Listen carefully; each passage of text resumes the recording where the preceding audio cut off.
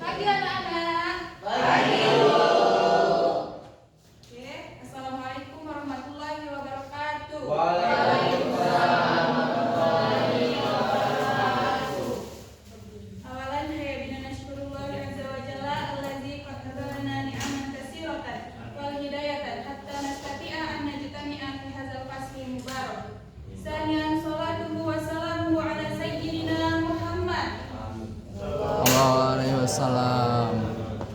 Baik, di sini berjumpa lagi dengan Ibu di materi pernikahan. Nah, di materi pernikahan ini ada yang tahu apa itu pernikahan? Oke, sekarang Ibu tanya, siapa yang ingin menikah di sini? Rizky Bu. Mau semua yang menikah? Sekarang Ibu tanya lagi, Ibu udah pernah lihat orang menikah belum?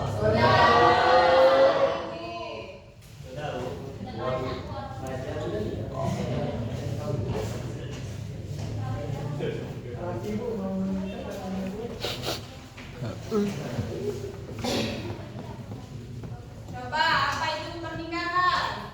Ada yang tahu?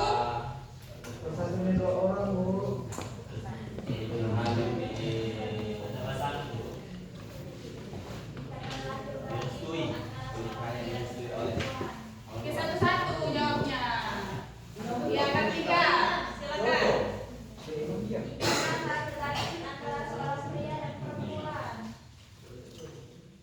Oke, ketiga, sudah bagus.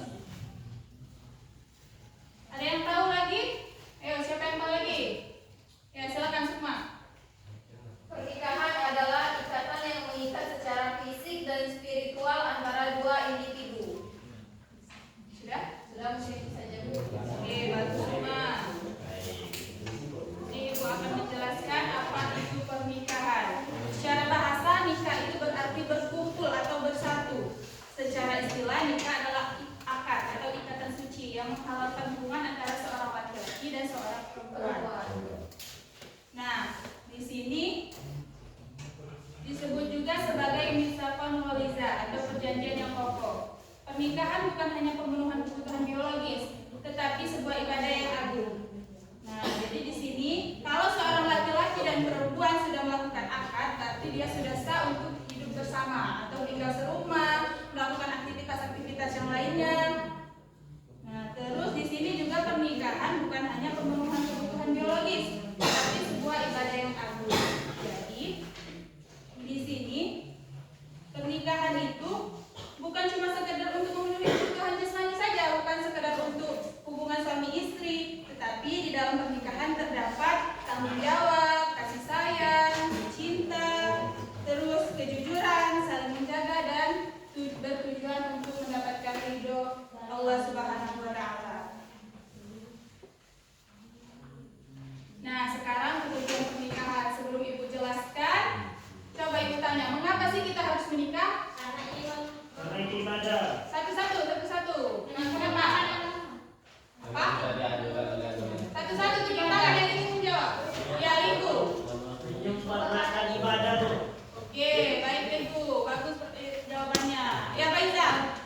Pengen punya anak Bu. Oke, memperoleh keturunan ya. Nah, siapa lagi ayo? Ada yang tahu mengapa kita harus menikah? Coba ayo, siapa yang tahu? Mengapa?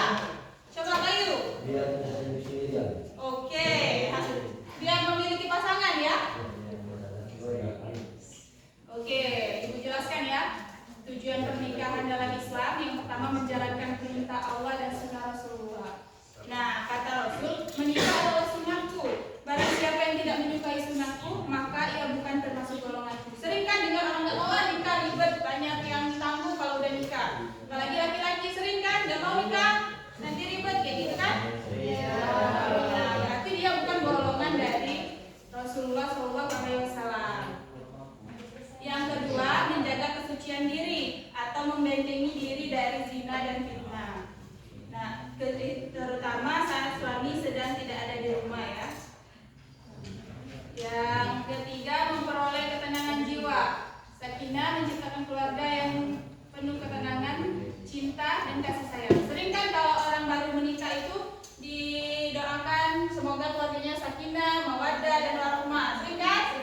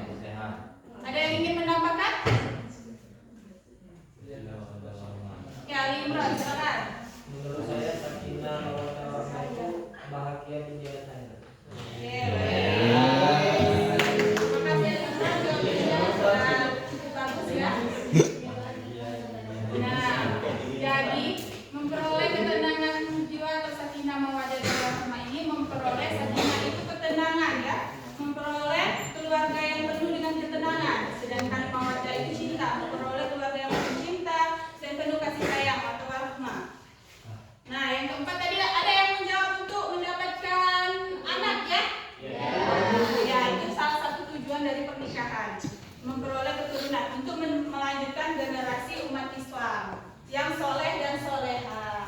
Yang kelima, membangun ukhuwah Islamiyah. Jadi kalau mempelai laki-laki dan mempelai perempuan sudah menikah, dua keluarga menjadi keluarga besar yang utuh.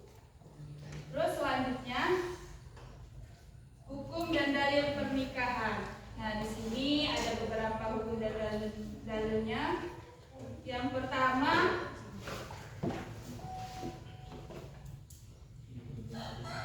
wajib bagi pernikahan itu apabila mampu finansial dan fisik dan sangat khawatir akan terjerumus ke dalam zina jika tidak menikah.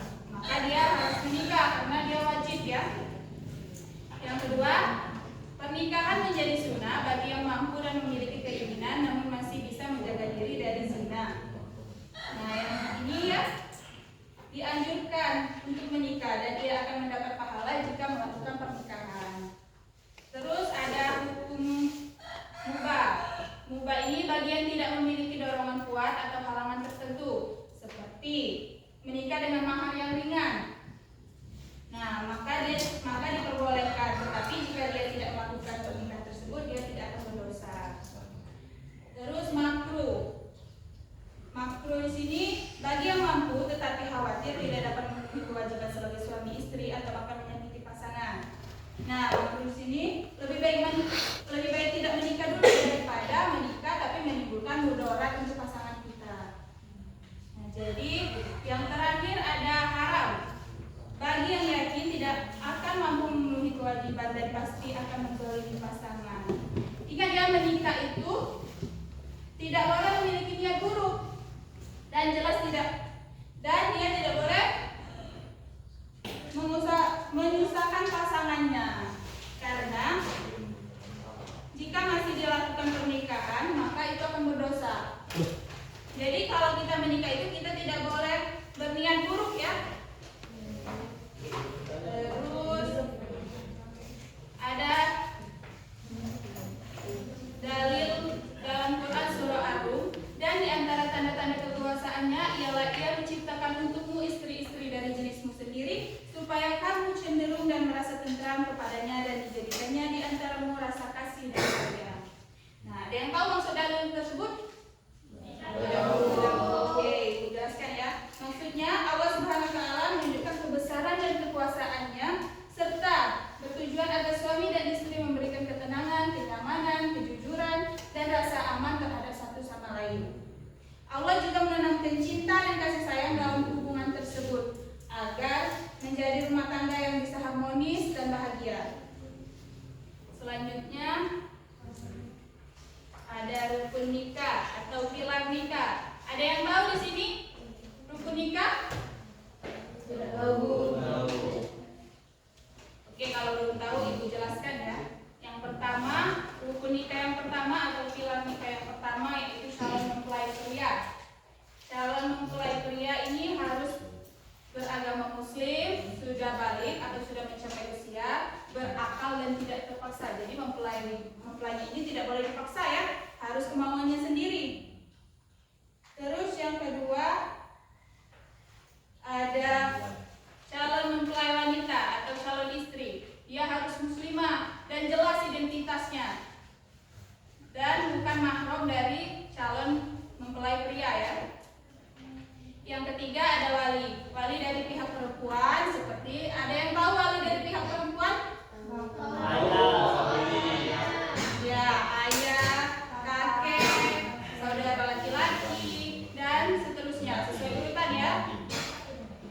Dan yang keempat, menikah ada 2 orang saksi. 2 orang saksi ini harus laki-laki muslim, adil, sudah mencapai batas umurnya atau balik dan berakal. Nah, yang kelima ada ijab dan qabul. Nah, ijab ini ucapan penyerahan dari wali.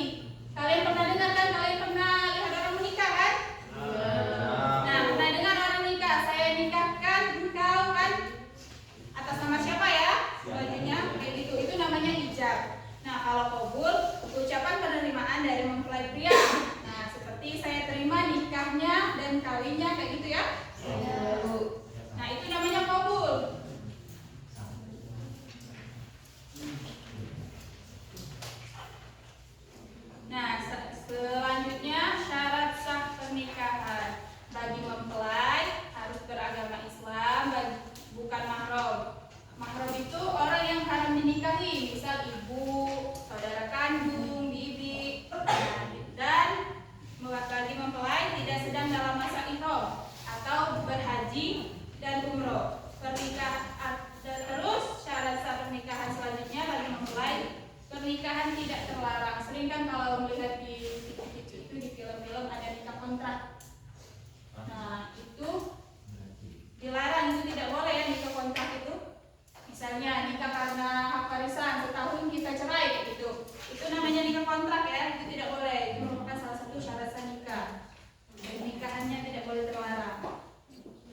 Nah, bagi wali, dia harus laki-laki, muslim, balik, berakal, adil, dan tidak terpaksa. Jadi walinya tidak boleh dipaksa ya kalau dia nggak mau.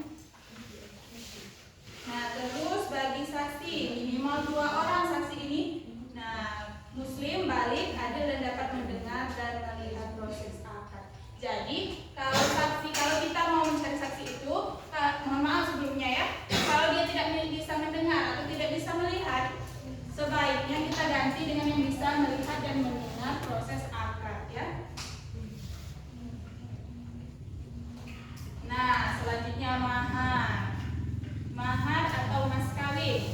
Mahar adalah pemberian wajib dari calon suami kepada calon istri, merupakan simbol keseriusan, cinta, dan penghormatan kepada wanita, bukan penghargaan untuk membeli istri.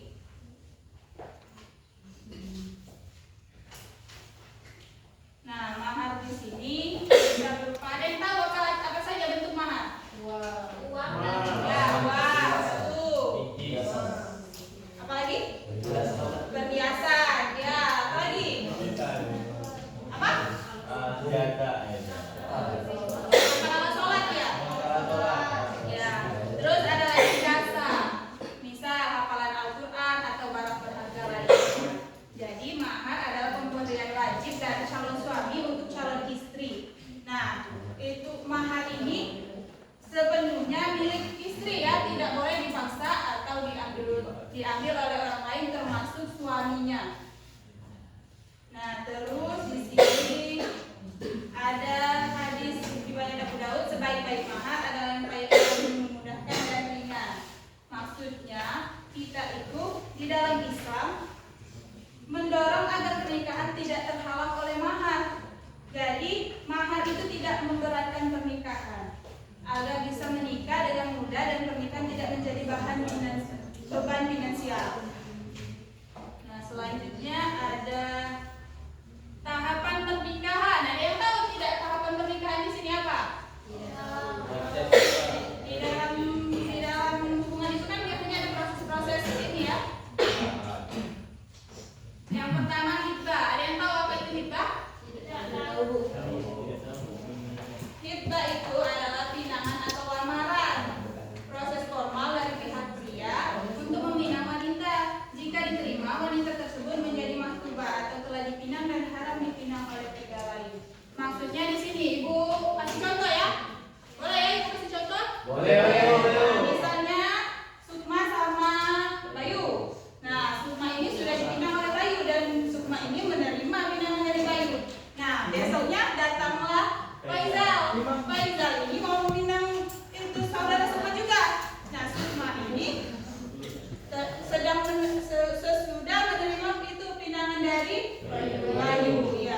Nah, maka Sukma tidak boleh menerima pinangan dari laki-laki lain lagi karena itu berdosa dan haram hukumnya. Bukan boleh.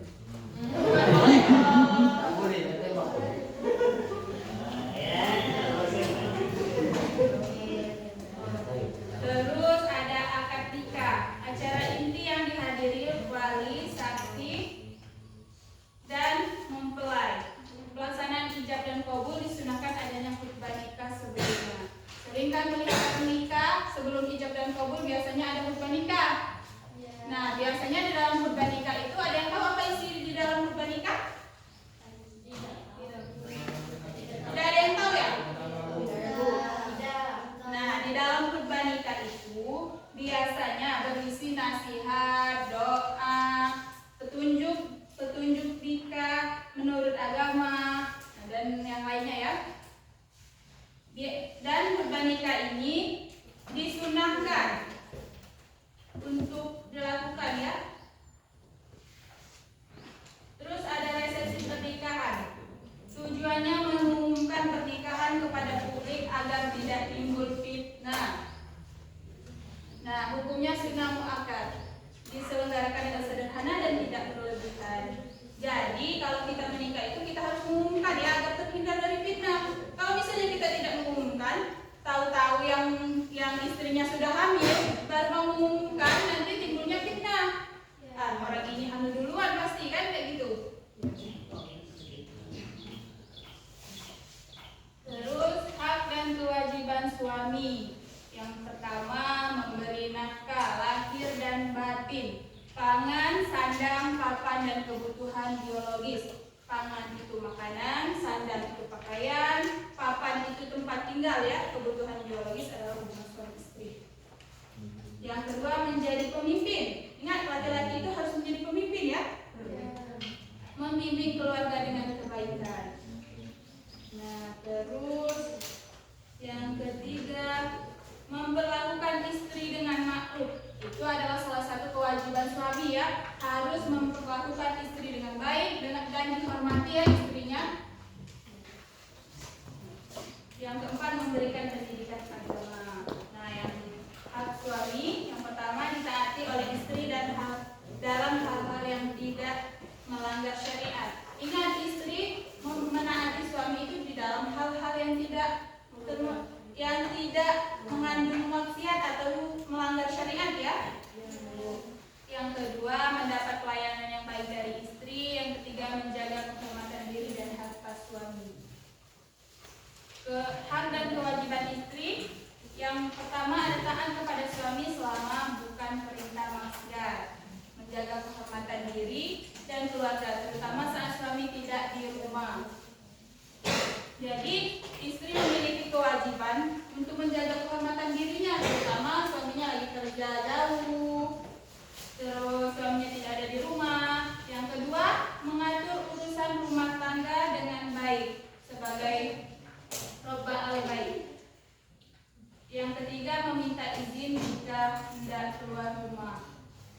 Jika diperlukan ini ya, jangan mau buang sampah ke depan rumah saja izin, nggak usah itu. Kalau mau ke mall gitu izin, kondangan izin sama suami ya. Hak istri, mendapat nafkah yang layak, diperlakukan dengan makruf. Dia ini diperlakukan dengan makruf tadi ya, dihormati dan juga suaminya harus berperilaku baik terhadap istrinya. Yang kedua, mendapatkan perlindungan baik dan bimbingan. Yang ketiga, mendapatkan mahar. Ingat, mahar tadi adalah hak istri. Dan ingat, mahar itu tidak untuk membeli harga diri istri atau membeli istri. Mahar itu adalah bentuk penghormatan, keseriusan, dan juga cinta kita terhadap istri kita ya. Bukan untuk membeli harga diri istri. Jangan salah ini artian ya. Nah, sampai di sini ada yang ingin bertanya? Apakah sudah paham semua? Oke, Rafaelina, silakan. Bu, saya ingin bertanya, apakah rukun dan syarat pernikahan itu sama, Bu? Oke, pertanyaan yang bagus, Rafaelina. Ibu akan menjawabnya ya. Rukun dan syarat pernikahan itu beda ya. Dia tidak sama. Kalau rukun unsur pokok yang harus ada, sedangkan syarat nikah adalah ketentuan yang harus ada untuk dipenuhi agar pernikahan dianggap sah secara syariat. Nah, sebelum itu tutup, di sini ada kesimpulan dari materi Ibu. Pernikahan dalam Islam adalah ibadah, bukan sekedar tradisi. Tujuannya adalah meraih ridha Allah dan membangun keluarga yang sakinah, mawaddah, dan warahmah. Pernikahan yang sah harus dipenuhi rukun dan syarat yang telah ditetapkan. Jadi syarat dan rukunnya tadi sudah dijelaskan ya.